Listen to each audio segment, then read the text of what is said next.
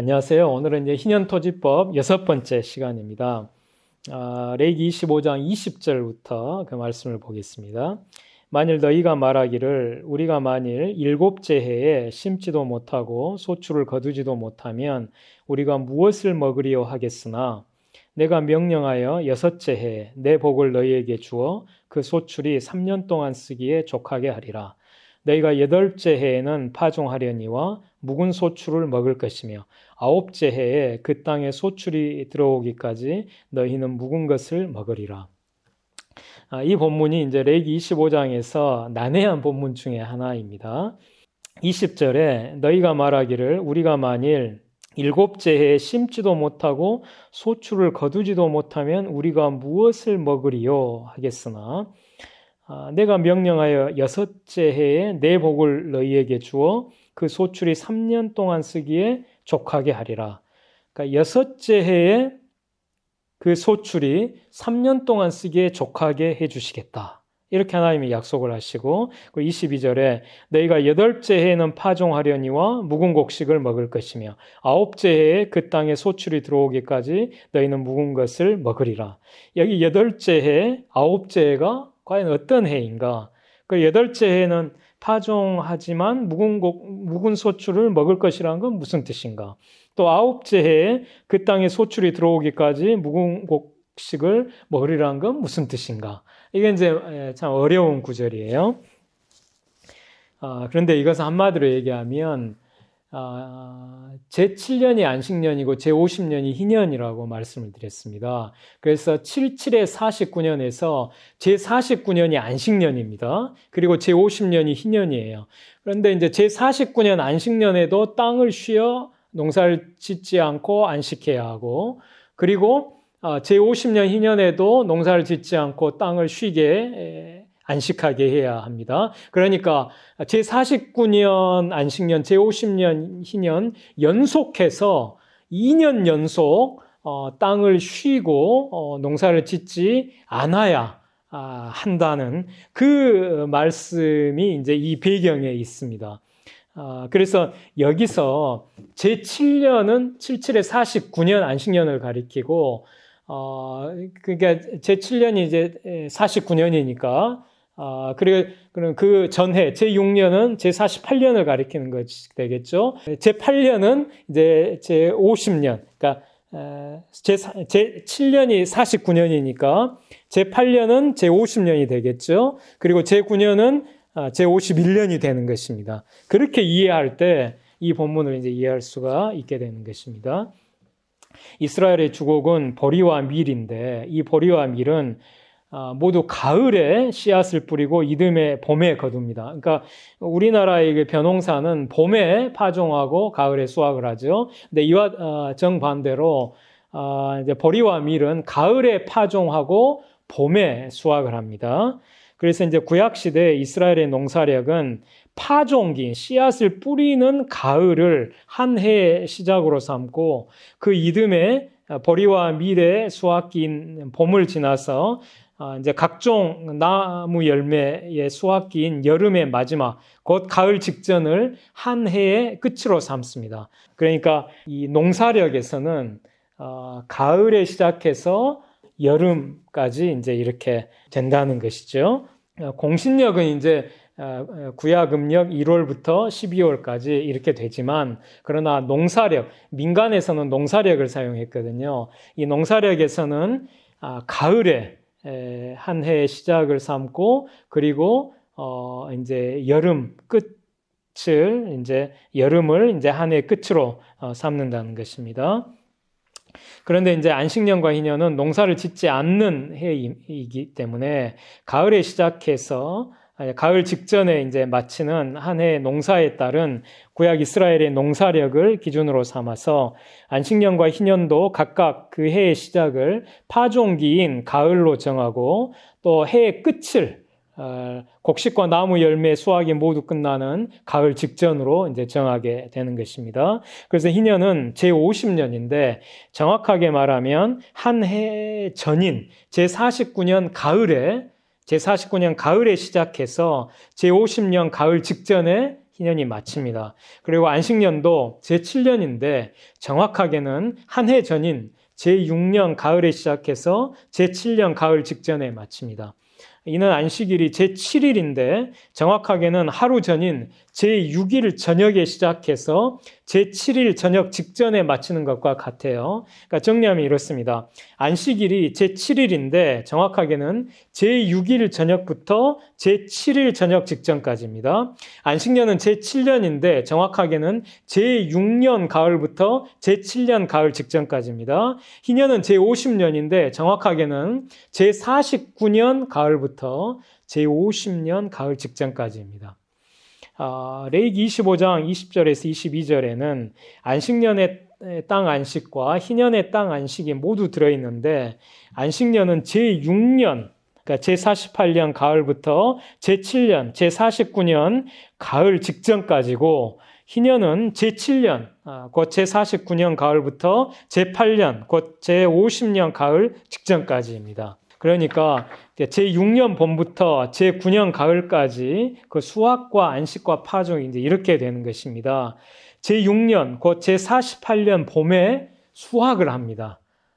그때 이제 하나님께서 3년 쓰기에 족한 소출을 주시는 것입니다. 그리고 나서 그해 가을에 이제 안식을 하게 되죠. 파종을 하지 않습니다. 왜냐하면 안식년이 시작되기 때문입니다. 제6년 가을, 제48년 가을부터 안식년이 시작하기 때문에 그 가을에 파종하지 않고 안식을 합니다. 그리고 이듬해 제7년, 제49년 봄에 파종하지 않았으니까 수확도 하지 않죠. 수확도 하지 않아요. 이때 안식을 합니다. 그래서 제6년, 제48년 가을에 안식을 하고 그리고 제7년, 제49년 봄에도 안식을 하는데 이것이 바로 안식년이 됩니다. 그리고 나서 그 제7년, 제49년 가을부터 희년이 시작돼요. 그래서 희년이 시작되기 때문에 다시 그 파종을 하지 않고 땅을 안식하게 합니다. 그리고 그 이듬해 제8년, 제50년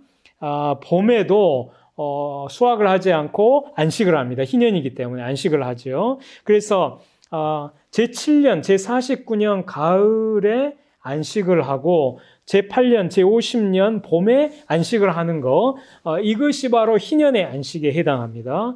그리고 나서 제8년 가을에 이제 희년이 다 끝나니까 이제 비로소 파종을 할 수 있게 됩니다. 파종을 하고 제8년, 제50년 가을에 파종을 하게 되고 그리고 제9년 그러니까 곧 제51년 봄에 수확을 하게 되는 것이죠.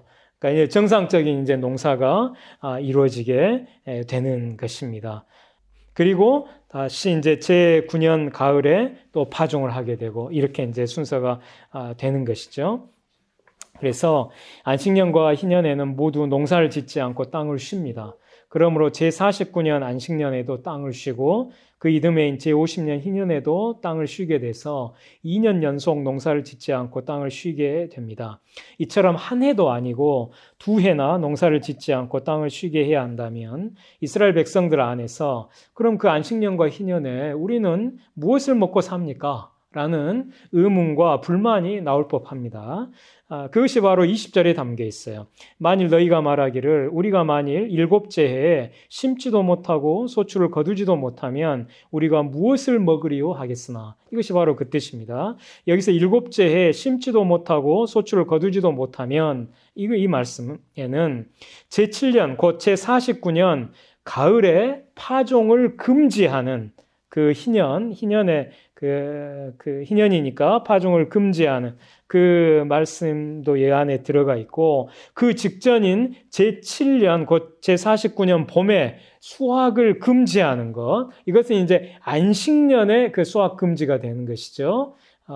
이것이 모두 들어가 있어요. 그러니까 7째에 심지도 못하고 소출을 거두지도 못하면 이 말씀에는 제7년 그 제49년 희년이라서 그 가을에 파종 금지가 이게 들어가 있고 또한 제7년 제49년 봄 이때는 안식년이거든요.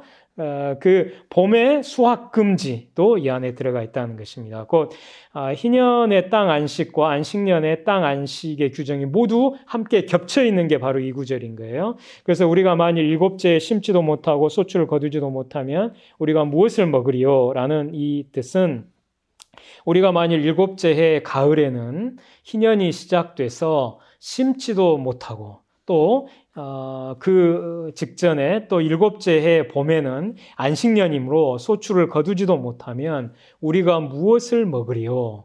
라는 뜻이 담겨 있다는 것입니다. 그런데 하나님은 그 문제에 대한 해결책으로 기적의 은혜를 제시하십니다. 21절에 내가 명령하여 여섯째 해 내 복을 너희에게 주어 그 소출이 3년 동안 쓰기에 족하게 하리라. 그러니까 여섯째 해에 내 복을 너희에게 주어 그 소출이 여섯째의 소출이 3년 동안 쓰기에 족하게 해주시겠다는 것입니다. 하나님께서 제6년, 제48년 봄 수확기에 장차 3년 동안 쓰기에 족한 소출을 주신다는 것인데 왜 3년일까요? 그 이유는 제6년, 곧 제48년 봄 수확기부터 제9년, 곧 제51년 봄 수확기까지 만 3년이기 때문입니다. 그러니까 제6년부터 제9년까지 만 3년이죠. 그러니까 정확하게는 제48년 봄 수확기부터 제51년 봄 수확기까지, 그러니까 48년부터 51년까지 만 3년이기 때문입니다. 제6년 봄 수확기에 장차 3년 동안 쓰기에 족한 소출을 주신다는 것은 한마디로 기적의 은혜입니다. 이것은 마치 하나님이 광야에서 출애굽 이스라엘 백성에게 40년 동안 날마다 만나를 주시되 5일 동안은 평일에는 하루 분량을 주시다가 제6일에는 그 이튿날인 안식일 분까지 합해서 이틀 분량을 주신 것과 비슷합니다. 그러니까 평일 5일 동안은 하루분의 만나를 주시다가 제6일에는 그 다음날 안식일까지 해서 이틀분의 만나를 주시고 다시 그 다음날부터 이제 평일에 하루분의 분량을 5일 동안 주시다가 다시 또 여섯째 날에는 그 안식일 분량까지 해서 이틀분을 주시고, 그러니까 이걸 그래프로 표현하면은 하나님께 만나를 주시는 것이 5일 동안 이렇게 가다가 6일째는 그 2배로 이렇게 되고 다시 이게 5일 동안에 이렇게 하루분으로 가다가 다시 이제 6일째는 이틀분으로 이렇게 되고 하는, 이것을 하나님께 40년 동안 이렇게 반복하셨다는 것입니다. 하나님은 광야에서 이스라엘 백성이 안식일을 지킬 수 있도록 제6일에 이틀 분량의 만나를 주신 것처럼 앞으로 약속의 땅에서는 이스라엘 백성이 안식년과 희년을 지킬 수 있도록 그 직전 해인 제6년, 제48년에 3년 동안 쓰기에 족한 소출을 주겠다고 약속하신 것입니다.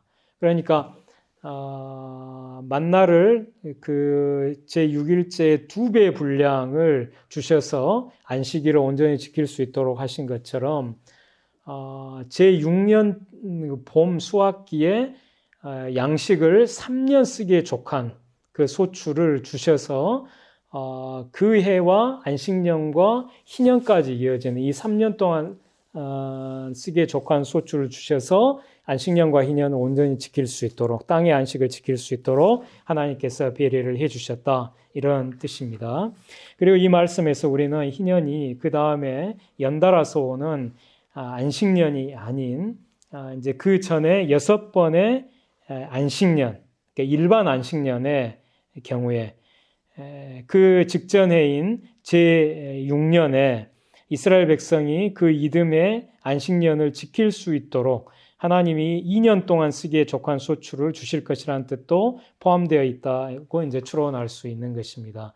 그러니까 그 안식년 다음 해에 희년이 이제 오는 이런 특수한 경우가 아니라 이제 희년이 오지 않는, 그러니까 일반 안식년, 그러니까 첫째부터 쭉 해서 여섯째, 그리고 일곱째 안식년이 있고, 그리고 여덟째에서 쭉 해서 이제 제14년 이 안식년, 이런 경우들이죠. 이런 경우들은 그 이듬해 이제 희년이 바로 오질 않죠. 그러면 이때에는 이 일반 안식년의 경우에는 안식년 바로 직전 해에 그 봄의 수확기에 몇 년 동안 쓰기에 족한 소출을 하나님께서 주실까요? 그건 바로 2년 동안 쓰기에 족한 소출을 하나님께 주실 것이라는 것입니다.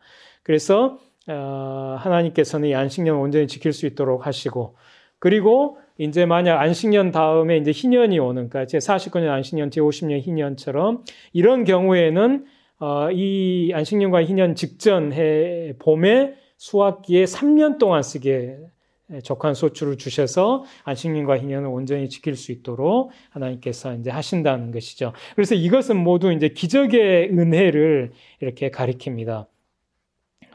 평년에는 한 해 정도 먹을 양식을 수확하다가 희년이 연달아 오지 않는 안식년의 전년에는 갑자기, 그러니까 일반 안식년의 직전에는 갑자기 2해 먹을 양식을 수확하게 되고, 그리고 이제 안식년 다음에 희년이 연달아서 오는 그런 경우에는 그 직전에 갑자기 세 해 먹을 양식을 수확하게 해주시겠다. 이것은 하나님이 친히 개입하시고 주관하셔서 이스라엘 백성이 안식년과 희년을 지킬 수 있도록 초자연적인 은혜를 베푸시겠다는 것입니다.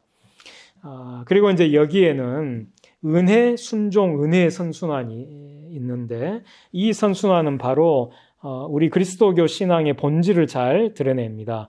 그러니까 순종, 은혜, 순종이 아니라 은혜, 순종, 은혜입니다. 그러니까 그리스도교는 사람의 행위, 순종으로 신작하지 않아요.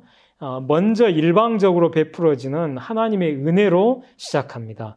예수 그리스도의 십자가 대속의 은혜로 시작하죠. 그리고 그 후에 그 은혜에 대한 감사로 자연스럽게 사람의 순종이 이어집니다. 그러면 그 다음에 그 사람의 순종에 대해 다시 하나님의 은혜가 임하는 것이죠. 그러니까 이제 우리와 하나님과의 관계에서 하나님의 은혜가 우리에게 먼저 임하고, 그 하나님의 은혜에 대한 감사로 우리가 하나님의 말씀에 순종하게 되고, 그 순종에 대해서 다시 하나님의 은혜를 베푸신다는 것입니다. 바로 이것이 이제 이 본문에 이렇게 잘 나타나 있다는 것이죠.